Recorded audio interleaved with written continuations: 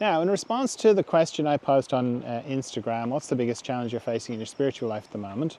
This person says it's the mystery, or the journey through the psychic realm to the mystery, and feeling lost in the void. Not all the time, but sometimes.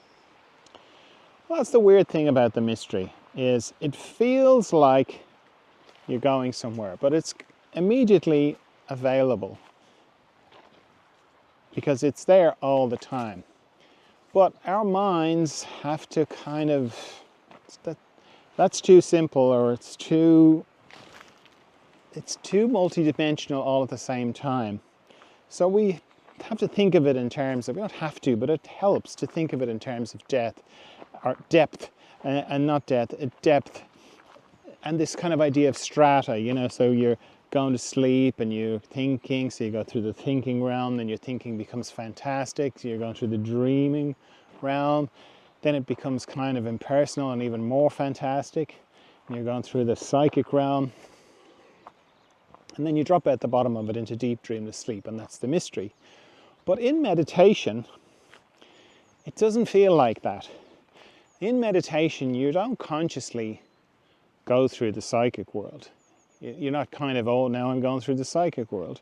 How the psychic world interacts in meditation is through, in the attempt to influence you. Now, it doesn't matter whether the attempt is to influence you in a positive way or a negative way. That doesn't matter. It's still influence. The mystery, on the other hand, doesn't try and influence you at all. The mystery is, compared to the psychic world, it's nothing to speak of. So, like meditation, the way I do it and the way I teach it, is boring as. It's so boring. And there's nothing to, there's no mantras, there's no guided visualization, there's nothing. Because in the same way that I was taught by my spiritual teacher, Barry Long, the whole point is to stop your mind. It's to stop it from, it's to see what's there when your mind is not there. And that's not easy to do, because we talk, hear people talking about the illusion and all that. Like, one of the biggest illusions we have going on is that we are a thing, that our mind is a thing, or that we are our mind. So when you meditate with the intention of stopping that, that's very disturbing to your mind. So my mind comes up with, well, number one, it has trouble stopping completely, which is one of the things that people bounce off when they come across meditation. The number of people that I've helped meditate or learn to meditate who have started off by going, oh, I tried meditation, I'm no good at it, I think too much. Like they're the only person with the mind. But it's so easy to feel like that.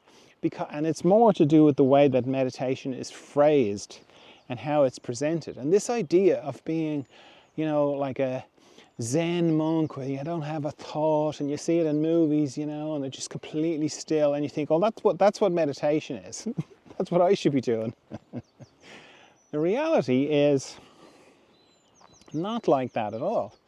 It's carnage on the inside. It's my mind repeatedly trying to think of things.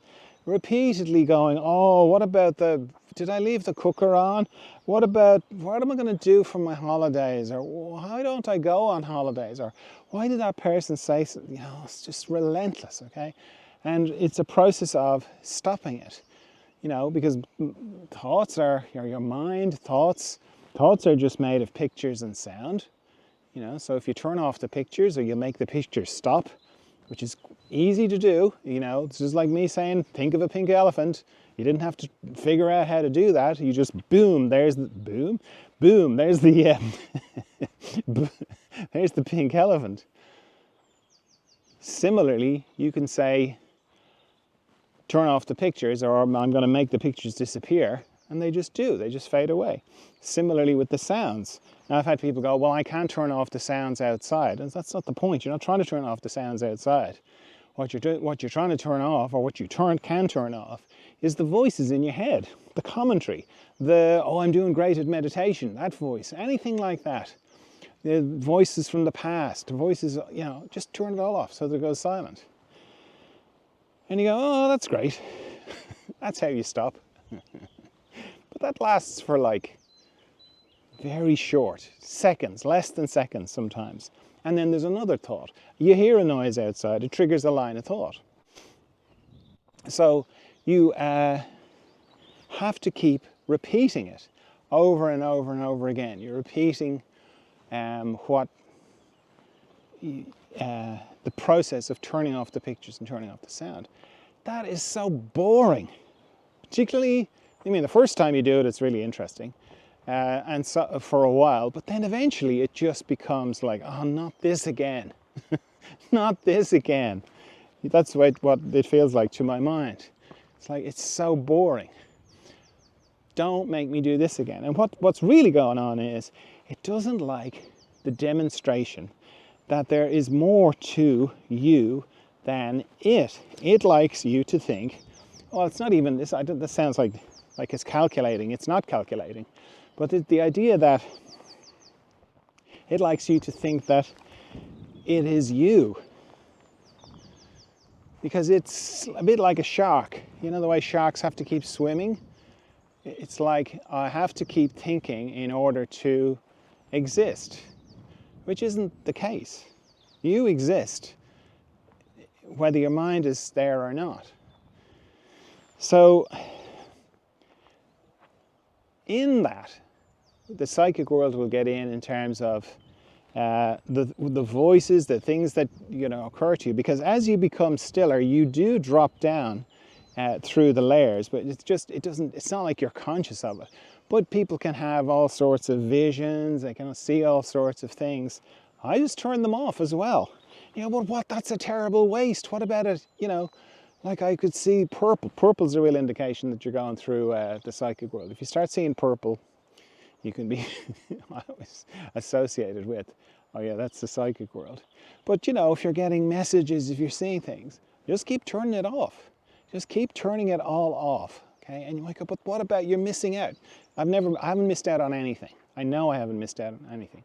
I've had great things come through from the mystery. The mystery takes care of everything. So my focus is on the mystery because that's what I love, because that's where this thing that I love, this thing that drives me forward in consciousness, drives me forward in my spiritual life, that thing is there. And it's nothing to speak of. Compared to the psychic world, nothing to speak of. So it can feel like a void and it can feel like you're lost, but it's quite easy to orient yourself to the mystery because you can just keep turning off everything.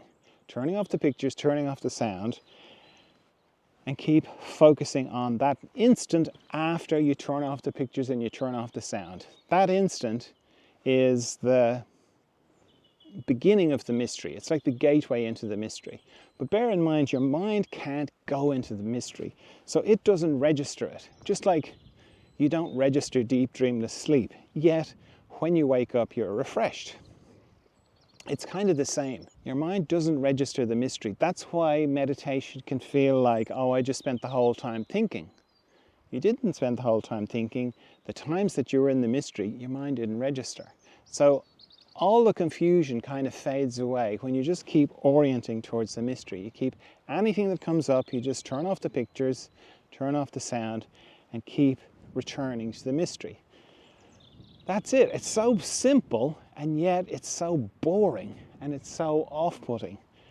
Because it's like, oh, can we have some music? Can I have a bit of nice music? Maybe some whale sound. Could I have just something? That's your mind. That'll be your mind. That's what my mind does. It just finds it so hard. So the feeling of being lost, you can get around that by focusing on the mystery. Just keep, come to the space for the mystery. If this kind of speaks to you, come to the space of the mystery. It's every Monday. Do the meditation training that I have. It's a 4-week thing. And it's all about this, what I've been talking about. That all helps. But in its essence, it is this thing of continually returning to the mystery and using that as your focus. And that way then you don't get lost and you don't have this feeling of the void. I don't ever have that feeling.